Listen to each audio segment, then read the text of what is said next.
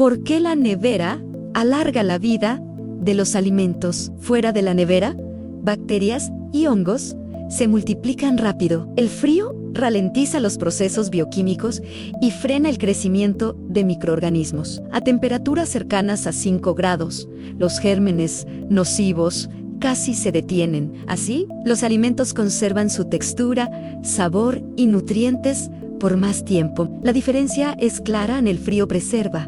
El calor acelera la descomposición. La nevera es tu aliada contra el desperdicio. Conservar bien los alimentos es cuidar tu salud y tu economía. Suscríbete para más curiosidades.